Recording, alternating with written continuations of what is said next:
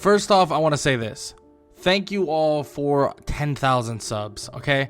I'm not going to waste too much time on this whole, huge milestone and stuff like that, because it is a huge milestone, but I want to say thank you all for 10,000 subs. And only reason why I bring this up right now is that I want to get into what my process of making videos are, especially for this video, because it really does apply. Now, my process of making videos for the most part is flat out watching or checking out old or different comics / TV shows or movies that I haven't watched either in a long time or haven't watched at all.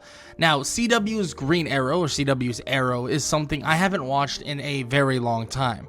Do I remember little bursts of it? Of course. But my brother, my older brother, he was obsessed with CW's Arrow for a very long time. He thought it was the greatest CW show, and shoot, it probably is the greatest CW show. Now, with that said, you might be wondering, well, call me casual, what the heck are you even getting at by saying these things? Well, for starters, I was on the phone call with my brother, and I was talking to him, and shout out to him, of course. I was talking to him, and we were talking about CW's Arrow, and we were talking about how awesome he is, about Lian Yu, about how he survived Lian Yu, about the whole story and plot device, all the flashbacks, and so on. But then he brought up something that I didn't really think about until really recently, and maybe I should have been thinking about it a lot sooner, but he brought up the fact that, well, Green Arrow or Oliver Queen is super serious and dark. And I was like, wait a minute, that's true. And then we sat there for a second, and we talked about everything that happens to Green Arrow, and eventually my brother said, yeah, I mean, we don't really have a Batman in CW. I mean, we do have Batwoman, but we don't have the traditional Batman. And then he kind of cut himself off and was like, wait, Green Arrow is the Batman of CW. I mean, look at the resume. Look at everything he does. Look at the villains. He is CW's Batman, minus the whole, being in Gotham thing. And I was like, wait a minute. I 1000% need to make a video on this because I genuinely believe that Green Arrow is CW's true Batman. Now, you might be like, well, we've seen, a version of Batman. We've seen Batwoman. We've seen, Bat family characters somewhat. I'm not gonna lie. The Bat family characters absolutely freaking suck. They're terrible, right? We even got Red Death, one of my favorite versions of an evil Batman. By the way, love Red Death. But we got Red Death, and it was horrible. And it's not because, and before anyone says it, it's so cringy that I have to reference this, but it's not because they're women. Please stop. It's because, let's be honest, it was very poorly written. Batwoman was very poorly written, and the Bat family in general in CW was very poorly written. Now, with that said, I want to bring up something that is kind of wild in terms of similarities. Now, I want to first start with the death of parents. Now, we know that Batman's parents die in an alleyway, both of them at the same time, and then he goes on this massive journey, or kind of like a crusade, to learn different martial arts, to basically gain mental and physical fortitude and strength, and he gains something that many humans could only dream of gaining, right? He is a superhuman at this point. I mean, yes, some of the feats that Batman does are very, very uncharacteristic of a normal human being. And at the end of the day, Batman is able to do some absolutely insane things. Now, let's go back to CW's Green Arrow. What happens to CW's Green Arrow? Well, Oliver Queen gets stranded on a shipwreck and watches his father commit suicide, or, well, shoots himself in the head, right in front of his own son, and then kills somebody right next to him as well, and tells his son that his only job is to survive. Now, this could be seen a couple ways, right? For starters, yes, both parents didn't die in this scene. I'll get to the other parent in a second. But both parents don't die in this scene. We have one parent die. But in terms of the journey of learning how to crusade, or the journey of becoming something beyond yourself, well, Oliver Queen does just that. He might not journey around the world to learn martial arts and learn skills and become stronger and so on. But Oliver Queen gets stranded on Lian Yu, other known as Purgatory in English, and, well, he gets stranded here for a pretty damn long time, 5 years in fact, and learns to survive. Becomes an absolute unit or an absolute weapon that would allow him to not only survive on an island full of insane proportions, but also allow him to, guess what, save his city. Oh wow, this sounds very Batman to me, because guess what? When Oliver Queen shoots that arrow to signal that he needs help, that someone should come and pick him up, he goes back home. He takes a list of names with him. He takes the ideal or the ideals of wanting to save his city from the corruption of, well, criminal society, very similar to Batman. Yes, similar to Batman.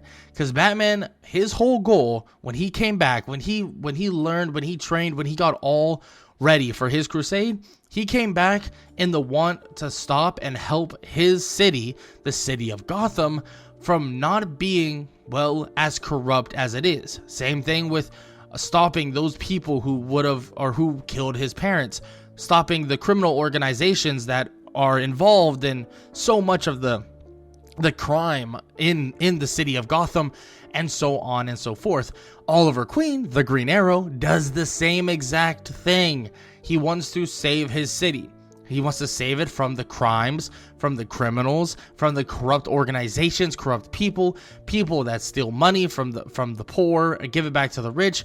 It's even kind of funny because they do reference CW's Green Arrow or The Arrow as kind of like a Robin Hood figure for a while in season 1. But at the end of the day, we know who he is. And there's even more depth and comparisons to him being the true version of Batman. Okay, so we know that this version of Green Arrow, he basically uses fear and intimidation the same way Batman does. I mean, there's even a scene where he's trying to intimidate somebody with Barry Allen. Yes, Barry Allen, or the Flash there. And we know how lighthearted and happy Barry Allen is. And, well, he just tortures somebody in front of Barry, and Barry is not happy about it. Now, flat out, let's be honest, this isn't your normal scenario, right?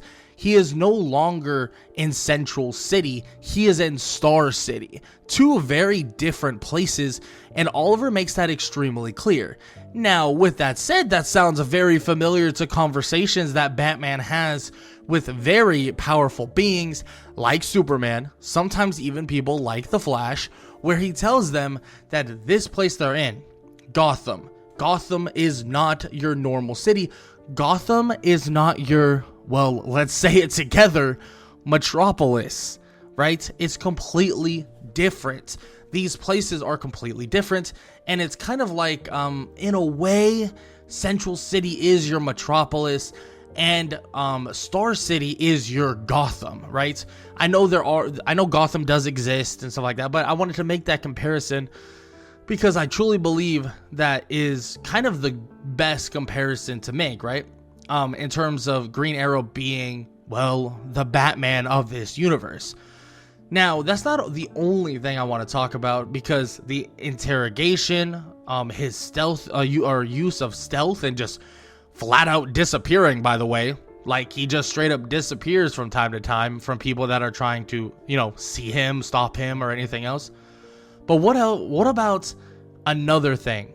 One of the most renowned things as well, the villains, right?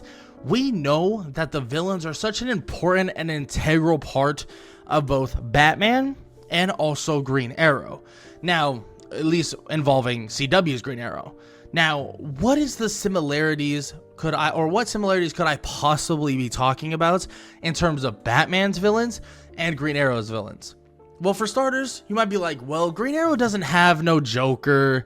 He doesn't have, a Scarecrow. And I hear you. I agree. He really doesn't. He doesn't. Not at all. But Green Arrow does have a Floyd Lawton. He does have a Deathstroke. And he does have a Ra's al Ghul. Yeah, very, very, very similar to Batman. He does fight a version of Floyd Lawton or Deadshot very early in the seasons of Green Arrow or the seasons of Arrow. He obviously fights Deathstroke, being that Deathstroke is the person that trained him and taught him how to fight in the first place. And let's get back to the whole parent death thing in terms of Deathstroke, because I did say, oh, well, he didn't actually lose both of his parents. Well, yeah, he might have not lost them all at the same time like Bruce did, but he lost his father to suicide, or basically a sacrifice to make sure that his son could stay alive as long as possible on this island, and then soon would lose his own mother to a sword through the chest by the one and only Slade Wilson, known as Deathstroke. Yeah, it's a pretty sketchy thing, and we know that Batman had both of his parents lost, so we had the Arrow, or Green Arrow, lose both of his parents as well. And that just continues on with the dark undertones of this show, and continues on with the seriousness of it all. Now, I could then branch off and talk more about a Ra's al Ghul. I honestly think him and the Ra's al Ghul fights were amazing. I mean, we even get some insane fights with people very similar to himself in terms of being an archer and a skilled combatant, which we do see Batman deal with skilled combatants like Deathstroke, like different skilled combatants that could definitely fight back in terms of hand-to-hand combat, like a Ra's al Ghul, right? And in terms of the Arrow, like a Prometheus, which I believe that's how you say it. I think it's Prometheus, not like Prometheus. Yeah, I believe it's Prometheus. And we get these skilled combatants that are very similar to Batman or to Arrow, kind of like showing that mirror version of themselves, right? We see Batman take on some of these people, and the list just really continues on and on and on. And I want to talk about one final thing, because a lot of you probably are like, well, you know, like, yeah, he has some similarities and maybe he's more brutish and stuff like that. But another similarity that I really love, and I think is a very big nod to Oliver being that version of Batman, or being CW's version of Batman, is this. When he takes on the Flash, when Flash goes mentally insane and is like super angry, and you know, he drags Eddie Thawne out of there and starts beating him up and whatever, right? When all that happens, guess what? Oliver is there to face off with an angry, by the way, angry speedster Barry Allen. Now, that is scary. Barry Allen as a speedster who is angry is something that is super terrifying. And guess what? He was there not budging a freaking inch. And guess what they were talking about? Guess what the people back in Central City who were monitoring them, Cisco, Caitlin, Diggle, Felicity, all of them talking. Guess what they were talking about? Who's going to win? Who will win a fight between the Flash, someone who has superpowers, or someone like Oliver, who is the Green Arrow and is a master of martial arts and the use of archery? And guess what? Guess what?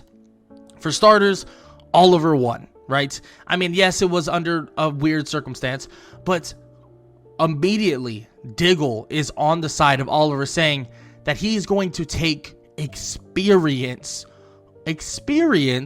or strategy over super speed any day.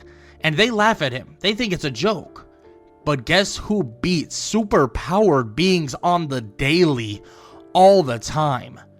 Batman. Guess who frames up specific plans to stop a evil version of a Barry Allen speedster or a whatever Flash speedster? Guess who does the same thing in terms of planning and stopping and just getting things properly ready so that they can take down a threat that once was a friend? Batman does. And guess what? Green Arrow, CW's Green Arrow, does the same exact thing. Think about this time where he's able to fight the Flash 1 versus 1 with some help, of course, but he was able to fight the Flash with a good plan. What about Crisis on Earth X? Or correct me if I'm wrong if that's incorrect, but I believe it's Crisis on Earth X. What about when he puts a kryptonite arrow into a evil Supergirl?